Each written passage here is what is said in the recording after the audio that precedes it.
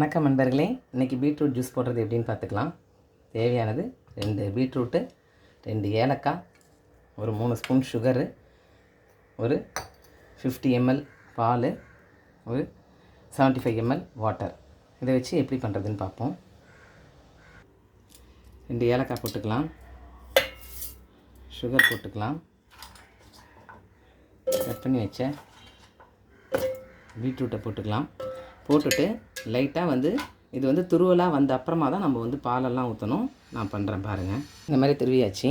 இப்போ இதில் பால் ஊற்றிக்கலாம், இந்த தண்ணி சேர்த்துக்கலாம், இன்னொரு தடவை கிரைண்ட் பண்ணிக்கலாம் நல்லா. அவ்வளோதான் ஃப்ரெண்ட்ஸ், இதை அரைச்சி எடுத்தாச்சு. இதை அப்படியே இதில் ஊற்றிக்கலாம்.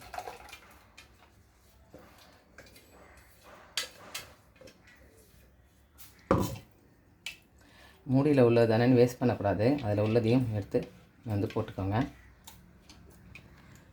போட்டுக்கிட்டு இந்த ஜாரில் அரைச்சோம் இல்லையா, அதை இதில் கொட்டி இந்த மாதிரி வடிகட்டி எடுத்துக்கலாம். ஜாரில் தண்ணியை ஊற்றி அலசி, ஒரு 1/4 டம்ளர் தண்ணி கொஞ்சமாக அலசி இந்த மாதிரி நல்லா வடிகட்டி எடுத்துக்கலாம். பாருங்கள், பீட்ரூட் ஜூஸ் ரெடியாக இருக்குது. இது கிளாஸில் ஊற்றிக்கலாம். சுவையான பீட்ரூட் ஜூஸ் ரெடி. ரொம்ப ஈஸியாக இருக்குங்க.